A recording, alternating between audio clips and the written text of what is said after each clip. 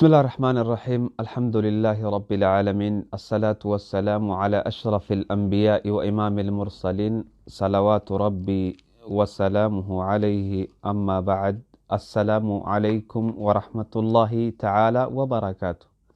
أحبتي في الله، ورقرتي أونلاين قبان نداوة تنس ور أمان تنا لايفي نداوة تاجر تنس. أني فيديو نما ورابا جرتنا eega waraabe boodan laayivii godhe. warri gartee salaamtaa jechaa jirtan ani salaamtaa teeysan وعليكم سلام ورحمة الله وبركاته. وبلين بارك الله فيكم.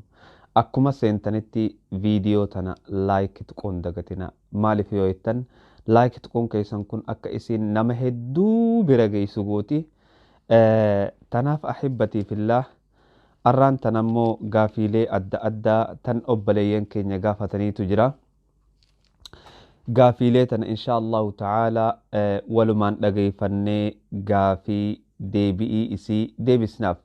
obboleeyyan insha allahu ta'aalaa barnoota gartee nuti kannaa jirru kana akka gartee isin irraa fayyadamtan abdii guddaan qabaa. ammallee gartee akka obboleeyyan keessaniif sheer gootan akka gartee nama dhukkuboota nuti himnu kanaan qabameef sheer nu gootan isin gaafanna. duba ahibbatii fillah, wallaahi wanni fayyaatu waan hedduu barbaachisaati. maaliif jennaan namootan keenya ijoolleen teenya tan biyyaa baate mee obboleeytitii obboleeysa kiyya qacallo dhageeffadhu. wanni ani himu tun sirraas gahuu malti, nama birarraas gahuu malti, namarra geessis ati beekuu malta. obboleeyyan keenya warri gartee rakkatee biyyaa bahe kan gartee keessaafuu shamarranii kan dhiiraatis akkasumatti warri gartee mana namaa dalaydan hedduu rabbiin isinii kadhadha. rabbi subhaanahu wa ta'aalaa isin jireenyuma firraa jijjiiruu baatanii Allah subhaanahu wa ta'aalaa dandayaadha. wallahi jireenya keessan isiniif haa tolchu. warri gartee haadha ofii gargaaruu bees ni jira. rabbi subhaanahu wa ta'aalaa warra haadha teessan gargaaree gartee jireenya isii irraa jijjiiruu isin haa godhu. duba gartee obboleeytii tiyya obboleeysa kiyya wallahi wanni takkatanii qalbiin tiyya irraana boochu ta qalbiin tiyya irraana sossootu obboleeytiin teenya obboleeytiin tiyya tan gartee anaan dhiiga takkaa ta islaamaa ta ilma namaa taate islaamallee tahuu baattee tan gartee biyya ofirraa baatee baqattee mana namaa dalagaa jirtu. dhukkubawwan adda addaa kan isin nagaafachaa jirtan kana insha allahu ta'aalaa kitaaba meeqa garagalchee kitaaba meeqa itti dubbisee kitaaba meeqarra laalee isinii fiduudhaaf dirqama yeroo tiyya gubee isinii fiduun qaba. maaliif yoo kanaan jettan taate obboleeytiin tiyya yookaan obboleessi kiyya rakkachaa jiru kun rabbii tokkicha malee nama tokkon qabu. yoon anarra ka'ee isa hin gargaarre namni isa gargaaru hin jiru. mana namaa dalayda obboleeytii tiyya maadaam ati bira dalaydu yookaan namni ati bira dalaydu san haakama si geessuudhaaf waa takka gartee isatti hin fakkaattu. inni maallaqa si kafalee qofa si dalaysuu barbaada. duba rabbi subhaanahu wa ta'aalaa dadhabbii teetiis gartee gahee je'ee si haa bilisoomsa obboleeytii tiyya.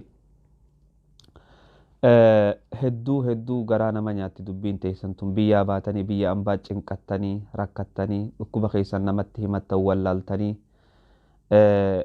insha allahu ta'aalaa an obboleeysi keessan Hamzaa Sheekh Jaabir rakkoo isinit jirtu hunda isin cinaa dhaabbadhee isinii wajji furuudhaan mataa kiyya of qabeetiin jira. tanumaafuu obboleeytii tiyya obboleeysa kiyya kan na dhageeffachaa jiru abshir hin rakkatin. biyya teetii baatus rabbi si wajji jira. tanaaf insha allahu ta'aalaa viidiyoo tana laayikitu hixee namootan akkanan rakkoo tana keessa jiran hundaan akkanaa geessuun barbaada. duba gartee obboleeytiin tiyya takka maal jettii asmiidhaan gartee asmiin na jiraa jetti. mee insha allahu ta'aalaa sagalee isii tana na wajji dhageeffadha. Assalamu alaikum wa rahmatullahi wa barakatuh. kabajamoo fi jaallatamoo ustaaza keenya akkam jirtu? fayyaadhaan nagaadhaa jirtu? jabaattu? alhamdulillah summa alhamdulillah nagaa kooti. kanaan dura barreeffama kana isin barreessin ture ilaalle sagalee isin ergee kanaan dura komentii jalatti yeroo baay'ee gaaffii isin gaafadheen ture yeroo asmii qoricha asmii dhiyeessitan sanafaa isa jalatti illee komentii isin gaafadheen ture komentiidhaan qoricha kan biraa jalatti illee akkoo kana isin gaafadheen ture tarii hin argine fakkaata. Ana qofallee miti namni biraallee mucaan tokkollee isin gaafattee turte qoricha asmii funyaanii ala isin asmii isa kan laphee sanallee dhiyeessitanii nuti immoo kan funyaanii gaafannee turre ani immoo asmii funyaanii na rakkisaa adaraa ustaaza keenya aleekum isiniin jedhaa biyya sotuun jiru utuun biyya jiru kan alaarjigii jedhanii qoricha naa kennu garuu dhibbaaf dhibbatti wanti si dhiisisiisu hin jiru naan jedhu gayaa manaa kimee guddaas miti kanuma biyyaa jechuudha kan gara Finfinnee kanallee dhufee ilaalamne asmii funyaanii kanatiyyuu na rakkisa utuun biyya jiru amma fakkeenyaaf awwaarri wayii tokko funyaan kootti gallaan aluma sana na dhukkubaa manni fincaanii ciinca'u baay'ee ciinca'u tokko bira dhaqnaan illee akkuma kana na dhukkubaa sandalii kanallee hin danda'u shittoo kanallee hin danda'u sijaaraa kanallee hin danda'u otuman biyya jiru jechuudha. Amma immoo biyya Bahreenii keessan jira biyya Bahreenii xaqilaallaan jiraallee sijaaraa xuuxu mana keessaallee niitiin hin xuuxxii namichi hin xuuxaa yoon fooqii dhaqee ciincaa sigaaraatii funyaan kun cuqqaalame yoon gadi dhufee matfaa keessa niitiin na jala teessi asii ollatti arsisiisan hojii hojjedhu bakka naquun qabu hin jaalladhu jechuufis nan sodaadhee lafa naqus nan dhabee akka kanattan kun waggaa 2 cannaqamaa shittoon illee akka kana jira biyya Arabaa ollannaan gaddannaan shittoodha. Waama hundaan sigaaraa kanaan kaasee shittoo kanaan kaasee amma funyaan koo taasisana cuqqaalamee manaa kimiis akkanitti dhaqus nan dhabee manaa kimi biyya kanaas rakkisaadha gaaf tokko dhaqnaan asitti sarraateenyaan hin taakkamtu naan jedhanii yaalan argattu naan jedhanii yooma hospitaala jara dhaqanii wanti tokko ittiin hin jiru jarriyyuu hin ba'u jarru biyya biraa dhaqu akka kanatti rakkachaa jira. Qoricha asmii funyaanii yoo beektan jedheetanuu hakiidii wallaaltanuu mootii amma funyaan koo kun tasa sana duudeera jechuuf hin danda'ama tasa sana duudeera waa meeqatti naqeetaniyyuu biddiitti naaba namaa amma yaaddoon kun guddaan tarii waan akkasiirraanii al tokko funyaan namaa keessaa ciincaan adda addaafaa wanti ba'uu tarii waan kana faarraa saabu funyaan koo kun achitti na ukkaamamee jiruu fi funyaan koo kana keessaa tarii shittaa wayii fooliin hin taane hin bahaalaata jedheetan yaadda'aa jira. Mee kanarratti maal naan jettu booddee dhumattiyyuu shittoo kunootu jiru ofitti naquu hin danda'u nan jaalladha garuu nama shittoo dibate bira taa'uu hin danda'u booddee dhumattu na yaaddessa shittoo ofii kootillee dibachuudhaaf shittaa foolii shittoo kanallee jaallachuudhaaf mee dawaan jira booddee dhumattu waan na fayyaduun isiniin jedha sagalee illee isinitti dheeresseera ofiinaa jedha. Assalaamu alaykum warahmatullahi wabarakaatu. Subhaanallah wallahi waan hedduu nama rifachiisaatii fi nama suuqanneessaati warri mana ati bira daleeyduu si yaaduu baatus rabbi subhaanahu wa ta'aalaa bakka gaarii si haa qubsiisu obboleettiitii.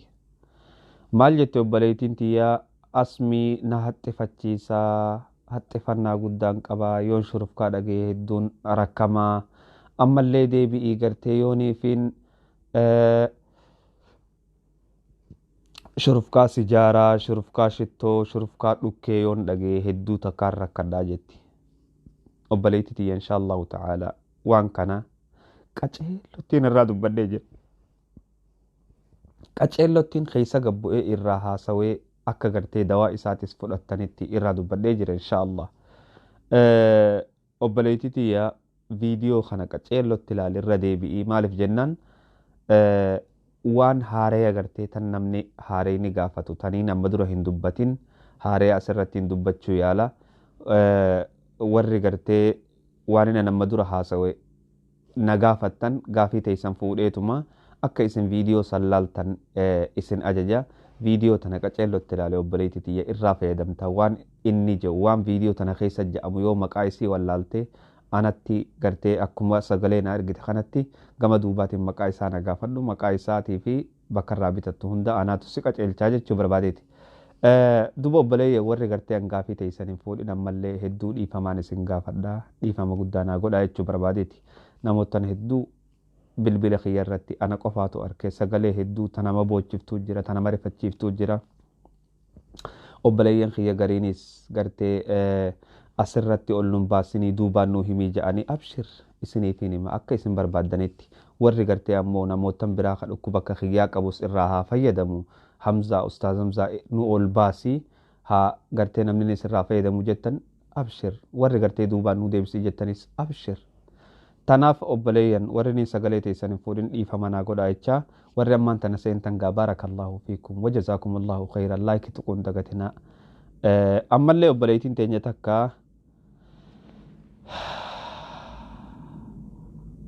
wallaahi gaafii ajaa'ibaa gaafattee obboleettii teenya tana osoonii fi gartee gaafii isiin dhageeffanne du'aayin isii godhuu barbaada rabbi subhaanahu wa ta'aalaa dhukkuba si jiru kana sirraa haa fuudhu. Duba obboleettiin teenya maal jetti meena wajji dhageeffadhaa waan isiin jettu. Assalaamu alaikum wa rahmatullahi wa barakaatuh. Ustaaz Hamzaa gaafii takkaan qabaa gaafiin tiyyalleen na dhukkubaa dhukkubni kiyyalleen fuula akkanumatti fuula kana na gurraachomsee na fuulli kun na gubataa. Fuulli kun guutuun akka cilee na gurraachomaa wanni tu yeroo jalqaban dhuftu adda tanarratti bakka takkan na baate yeroo san biyyaan jira. Roobbii gurraattii naan jaanii narraa badaan deebi'aa yeroo sanii Osman jiru ammaaf immoo biyya Masriitiin jiraadhaa.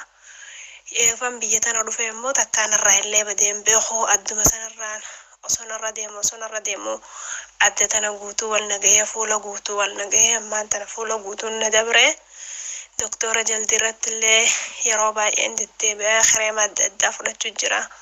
Uumaa takka jijjiirama takka illee nagarree. Waanuma narra deemu malee waan narraa qannasu waan takka hin qabu nalleen ho'isisuun illee nyaatu akkanuma gurraachomeetuma fuulli qaamni kiyya kun coraan isaa gubbaan gubatee narra deema. Wanni kun maalirraa akkana dhufellee waan takka doktoroonni illee waan addaanaan baasan hin qabani. Dhukkubni kun narra deemu jira immoo qaama guutuu wal nagaa jeetiin hedduu takka sodaachuu jira. Kanaafuu mee ustaaza waa'ee yoo rabbiin isiniif laaffisee waan rabbiin isin beeksisirraa akkana gargaartanii isin gaafadhaa. Jazakumullahu khairan ustaaza keenya rabbiin jazaa teessan isin haa qabalu. Assalaamu alaikum wa rahmatullahi wa barakaatuh.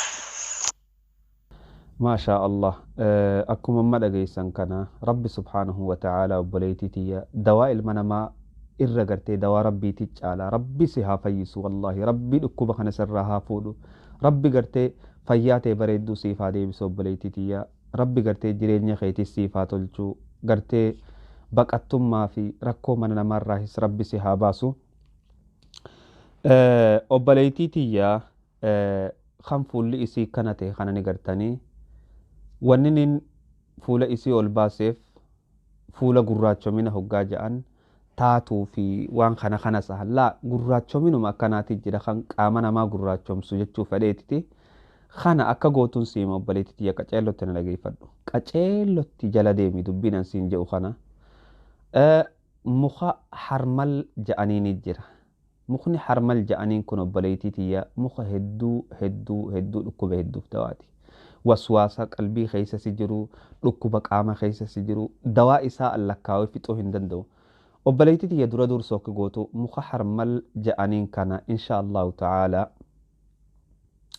فوتي جراما خلشان مخحر مل جانين كان فوتي إن شاء الله تعالى بشان أوتي نيتي رويد مخني حرمل جانين كوني هقاتي كسل رويدي dhukkuba garaa keessa jiru ajjeesaa deema.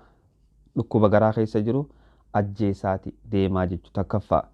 Tan lammaffaa obboleettii tiyya aanan niidoo ni beeyta. Aanan paawudara aanan ficaasan kanuma fedhe yoo ta'u aanan kanaas ni fidda.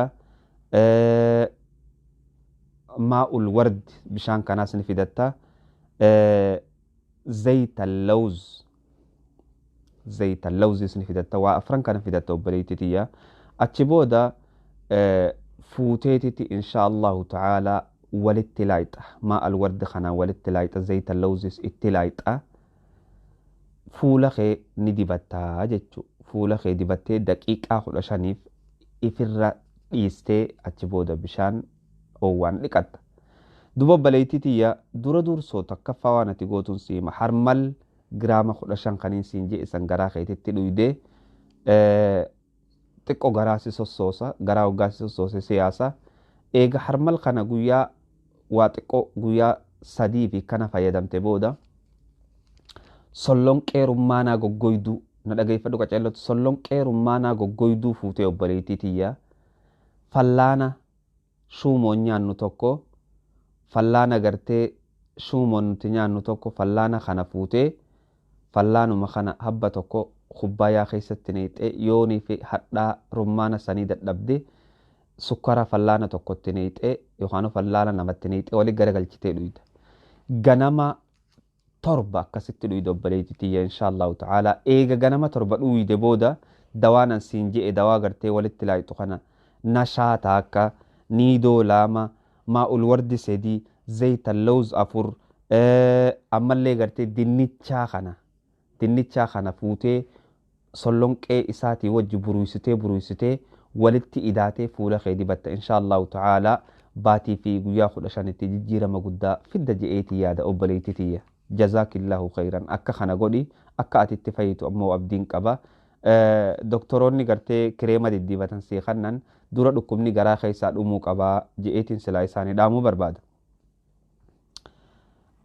ammallee gartee obboleettiin teenya takka maal gaafatti raammoo garaa keessana jira jetti insha Allah obboleettii tiyyamee sagalee isii dhageeffadha السلام عليكم ورحمة الله وبركاته شيخ قافي قبا دعوة ودونا من نياتو يوبيت شيخ نافيمي دعوة تكنم تجلفا برنوت قدار رفضاني عمرتي سن اللي وليني ما يتم رينتيا لقدام السدي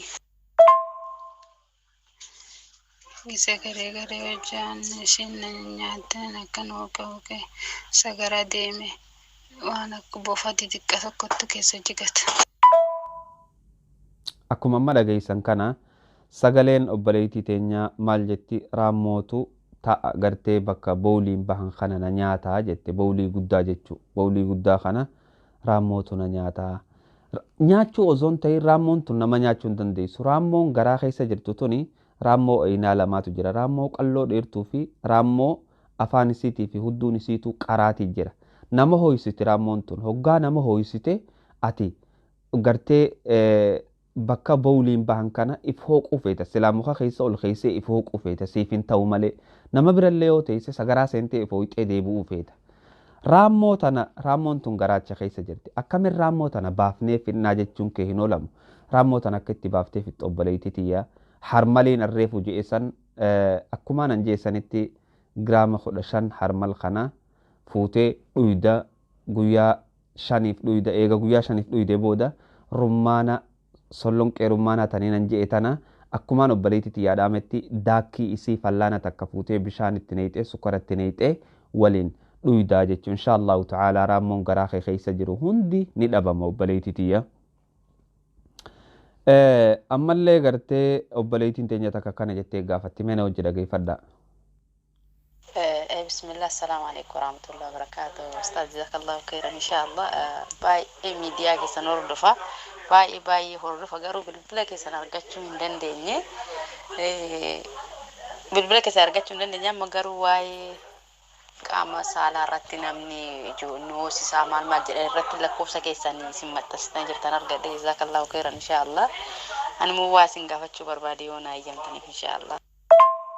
Ustaz assalamu alaikum warahmatullahi wabarakatuh wallahi rabbi umrii keessan dheeressu wallahi akka nama tokkottanii baay'een isin dinqisiifadha baay'ee miidiyaa keessan hordofa garuu bilbila keessan argachuu bara dheeraadhaame jechuudha wallahi laazim akka nama tokkotti bilbila keessan argachuu hin dandeenye ammayyuu barumsa tokko irratti isin bilbila keessan maxxanstanii naa dhufee yoo isaappiin keessanii kintaaroti wayinnatti ustaaz wallahi shinti beetii taa'uu hin danda'u na dhiiga qaamitiyya yoo shinti beetii taa'ee baay'ee humna tiyya bakka hanga kaleen tiyya na dhukkubdu dirasii jechuudha miidhadha jechuudha deebi'ee simu shinti beetii kan inni guyyaa 4 guyyaa 3 akkasitti shinti beetii dhaqa guyyaa 5 guyyaa 6 kan turu jira jechuudha mee kanarratti rakkoon kun maali qaami shinti beetiin taa'u kun immoo na citee na dhiitee wanti wayinnatti bee jira beektanii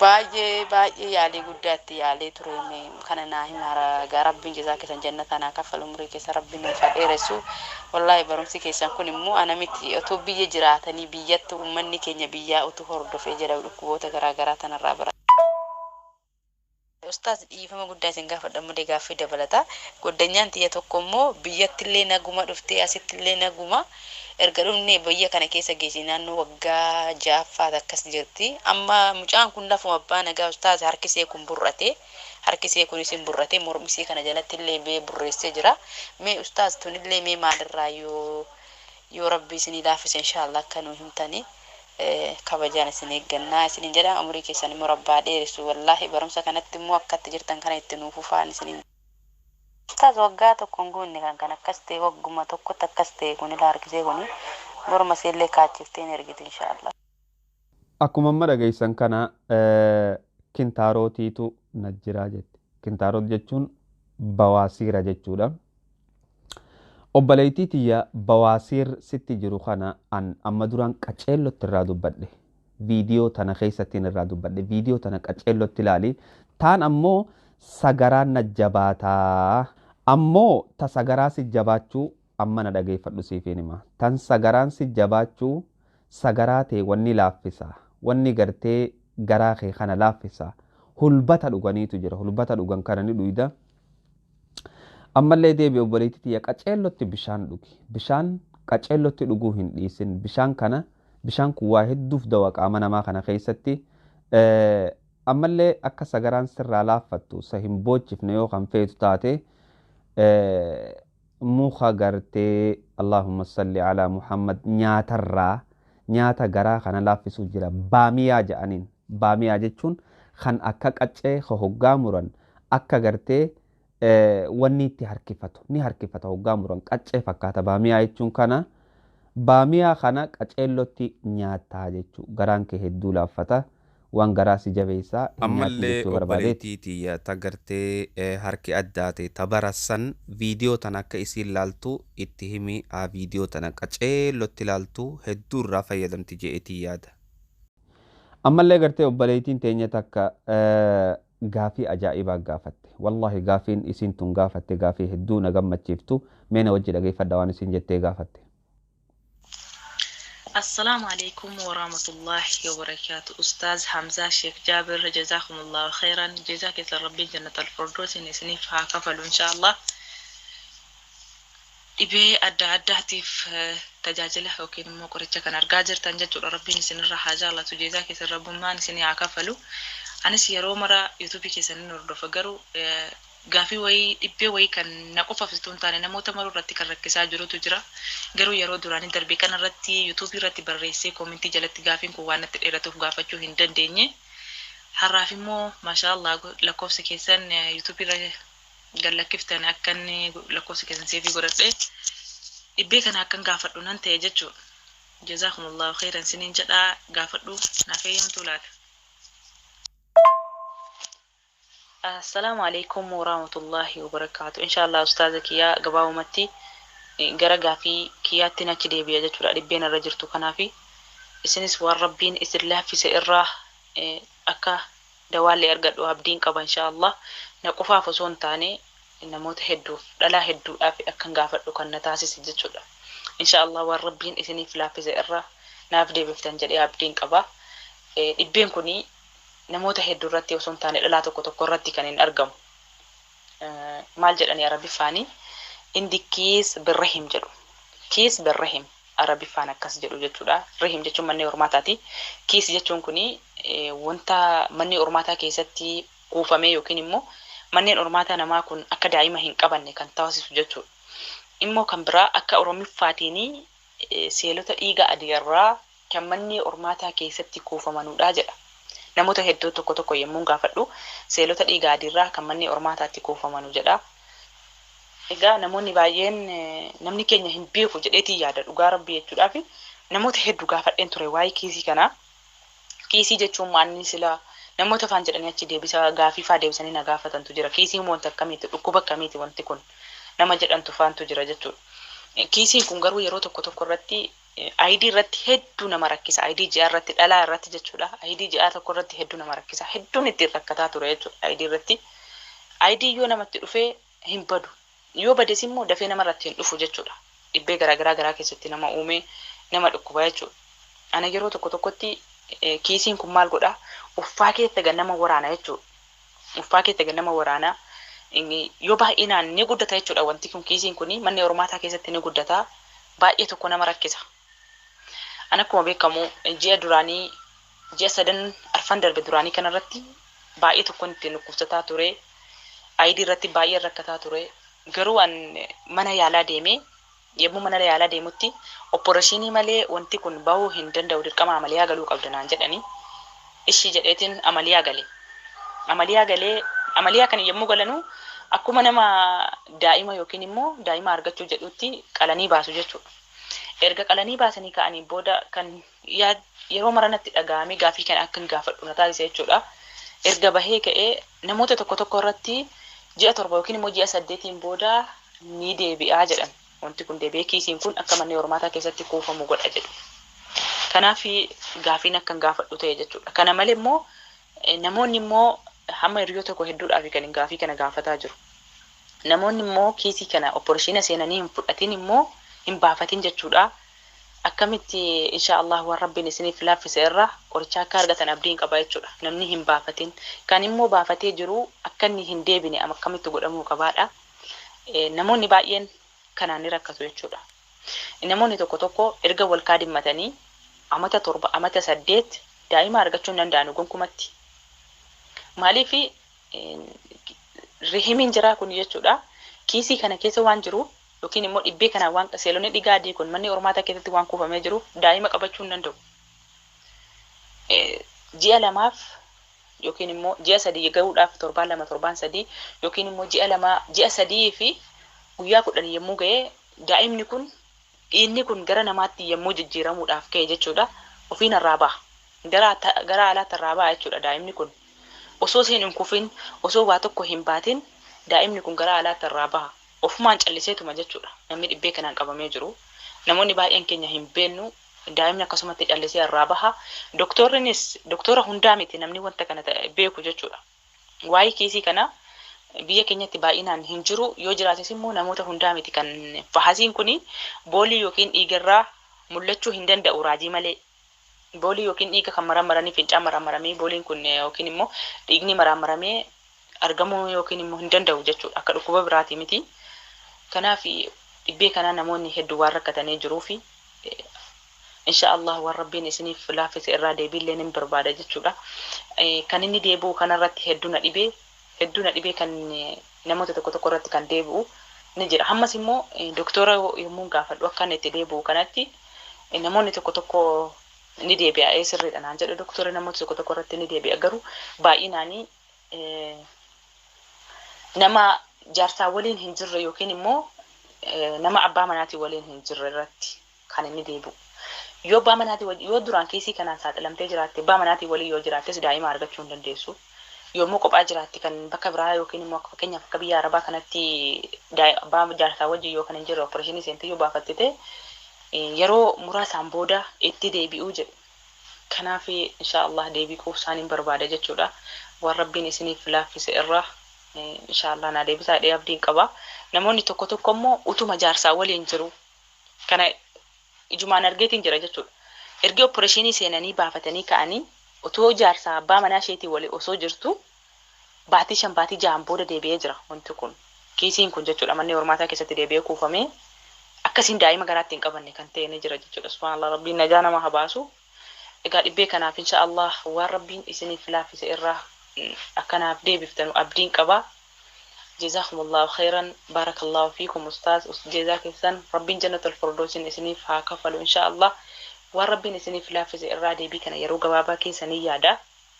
Yeroo gabaabaa keessa akkanaaf deebiftan abdiin qaba jechuudha. Maaliif namoota ijoollee kan qoricha kanaaf argachuudhaaf baay'ee cinqamaaru jiru yookiin immoo qorichi kun mana yaalaa deemanii opereeshinii seenuudhaaf kan jedhanii jirantu jiru. Kanaaf akkan gaafadhu kan na taasise jechuudha. Ustaaza kiyya alhamdulillah anillee yeroodhaa fi opereeshinii seenee qoricha argadheen jira. Garuu ani immoo akkan hin deebine kan godhu maalidha gaafiin kiyya jechuudha.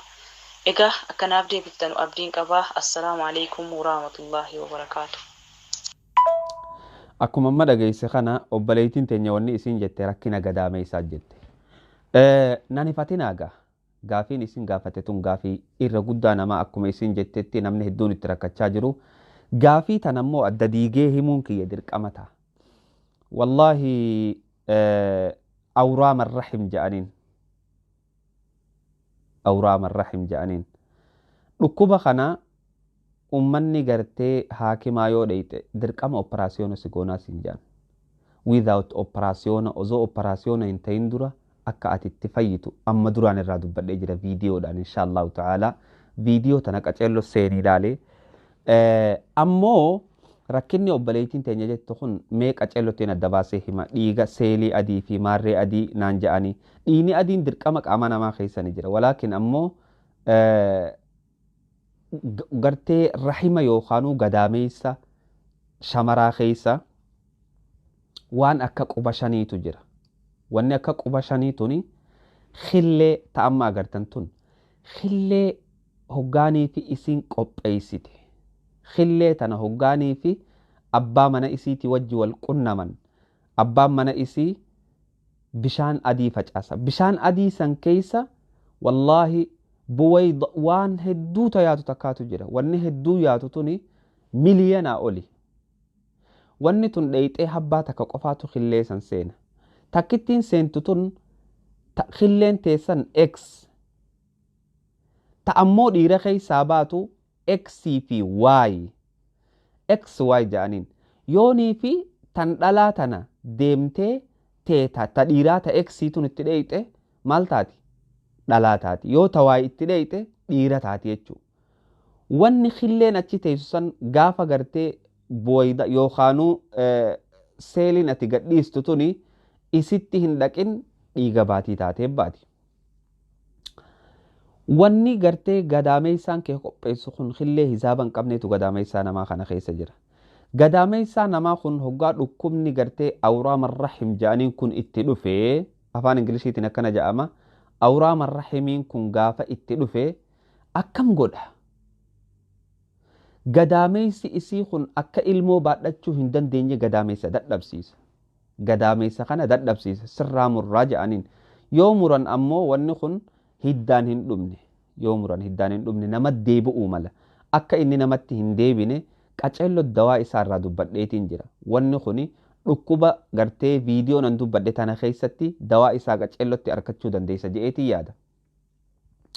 Ammallee warra gartee waan kana qabu obboleeyyan kiyya akka deemtanii isin operaasiyoona if gootan hin barbaadu. Maaliif jennaan operaasiyoonni ati gootu kuni gadaameessa kee kana dadhabsiisa.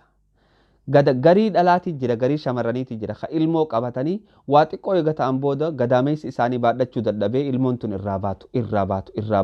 Rakkina waan kanaatiin irraa baati. Inshaallah eega firraa murteellee rabbi si haa fayyisu dawuma kanaan laali. Ammoo osoo firraan murin sila dawaa kana godhatte hedduu bareedaadha je'eetiin yaada jechuu barbaadeeti. Ammallee obboleettiin teenya takka gaafii tana gartee yeroo dheerallee irraa dubbadheetiin jira. Waan isin jettee na gaafattu mee dhageeffadhaa. Assalamu alaikum warahmatullahi wabarakatuh. Akkam ustaad naga jirtu fayyaan alhamdulillah nagaan jira. Gaafii takkan qabaa akkasuma haadha kan koo yeroo hedduu deebnee irra ta'uudhaan yeroo hedduu na jalaa dhukkuba. Akkasuma ilkaan yeroo hedduu jechuudha yeroo 3-4 irra deebanii baasaniiranii garuu waluma jalaa dhukkubaan. Mee kanaaf dawaa maalii akka ta'e osoo naamtaniin barbaada. Akkasuma yaani waan Itoophiyaa keessa argama jechuudha. Ani fi kootii Dubaayin jira jechuun waan Itoophiyaa keessatti argama wanta dawaa dhiigaa fi dawaa ilkaanii akka naamtaniin barbaada. Jazaakumullahu khairan. akkana jettee gaafatte obboleettiin tiyya. Gaafii tana wanni inni ol fudhachuu dandeef obboleeyyan haadha tanaatu na biratti qaali. Haadha jechuun na biratti an waan duniyaarra jiraa hunda na caalti. Naaf caalti. Tanaaf waan haadha waan na gaafatteef jecha bira dabruun dadhabe. Wanni haadhaatu hedduu nama yaachifti. Rabbi subhaanahu wa ta'ala obboleettii tiyya haadhatee siifaa fayyisu. Haadhatee fayyaa guutuu haa deebisuuf jecha dawaa ilkee jette. Dawaa ilkee qaceellottiin irraa dubbadhee jira. Viidiyoo tana keessatti ilaallachuu dandeessa. Ammallee dawaa dhiiga baatii jette. Dawaa dhiiga baatis akkasumatti qaceellotti irraa dubbadheetiin bira kutee jira jechuu barbaadeeti. Dawaa kintaarotillee viidiyoo tana keessa ilaallattaa jechuudha. Gad deebitee viidiyoo tana qaceelloon laaltee jala deemta. Ammallee obboleettiin teenya takka maal jettee gaafatti kintaaroot mee waan isin jettee gaafattu na dhageeffadhaa. Ustaaz Hamza, assalamu alaikum warahmatullahi wabarakatuh. Akkam jirtu nagaa keessanii? Anillee maqaa kiyya himuun feene dhiifamaa wajjini. Akkasini dhibee kanatti yaane furmaata qoricha naa himtaniin barbaada. Dhibee kintaarotii hedduu na dhukkubaanii kintaarotiin anaanillee natti ba'e. Akkasumas immoo garaa keessaanii kalee bitaa natti fakkaata akkana hedduu na dhukkuba. Qoricha isaan mana kiimiillee deemeera. Mana kiimiitii qoricha waan ta'e naa kennaniiru bas na dhiisuu hin dandeenyeen kintaarotiin kun hedduu na dhukkuba. Qoricha isaa naaf himaa isiniin jira. Akkuma amma dhageessan kan obboleettiin teenya wanni isin jettee gaafattee kintaaroot dawaa kintaaroot irraa dubbadheetiin jira. Dawaa kintaaroot akka ajaa'ibattiin irraa haasee asirra unoo viidiyoo tana laaluu dandeessa. Ammas kalee na dhukkubaa kalee dhukkubbii kaleetii jira jette. Kalee laal namni keenya kalee fi garaacha adda wallaalee. Kalee jechuun waan takka isin yaa'imu. Kalee jechuun dhugumatti yoo nama dhukkubde waan nama teessisaatii miti. Kaleedha jechuun kalee fi tiruu dhukkubni isii osoo sitti hin dhageeyamne gaafa gartee maxarrashaa geesse dhukkee sirraa kaafti. Kaleen ta'e yoo dhugaan badde yoo dhagaan keessa jiraate waan isin si dhagahamsiistu jira. Dhagaa kalee keessaa baasuufis dubbadheetiin jira viidiyoo takka keessatti viidiyoo tana qaceellotti ilaali. Ammoo garaachi nama dhukkubuun laal garaachi gama duraa kana kaleen gama cinaacha gama duraa gama gartee hoggaa miila kana sarbaa kanaan ol deeman miila kana gartee fakkeenyaaf amma yoo kun amma miila ilma namaa tahe qaceellotti ilaale kun yoo miila lamaan ilma namaa tahe kaleen gama duubaa kanaan jirti. Asiin kasi dhukkubu kun ammoo garaacha laal akkana kun miila lamaanii fuuldura qaama namaati yoo kan jennu taate gama duubaa kanaan kaleen duubaan nama dhukkubdi malee asiin kun yoo garaa tahe wanni asiin si dhukkubaa kun kalee mitii jechuudha. Garaacha keeti. Garaacha kee immoo wanni ati ittiif wallaaltu dhukkee rummaanaa yookaan ficaa rummaanaa taniin je'e tana qaceellotti dhuyidaa jechuudha. Ilaa hanga torbaan lamaa guyyaa sadii yoo dhuyides bareedaadha. Inshaallahu ta'ala ahibbatii fillah daawwattoota kiyyaa fi hordoftoota kiyya bakka jirtanitti Rabbi subhaanahu wa ta'ala nagaya isaa isin biratti dhiiseetiin jira. Warri gartee viidiyoo keenya kana laaltan laayikii gootanii akka viidiyoon kun nama hedduu bira gahu godhuu hin dagatina. Haga viidiyoo biraatii walitti deebinutti uhibbukum fillah rabbi jechaan isin jaaladha. An isinii jechaan yeroo tiyya gubee as ta'aa jira. Baarakallahu fiikum. Viidiyoo tana laayik godhuu hin dagatina. Haga gartee viidiyoo biraatiin gaafii biraatii walitti deebinutti. Assalaamu alaykum wa rahmatullahi ta'ala wa barakaatuh. Ila liqaa.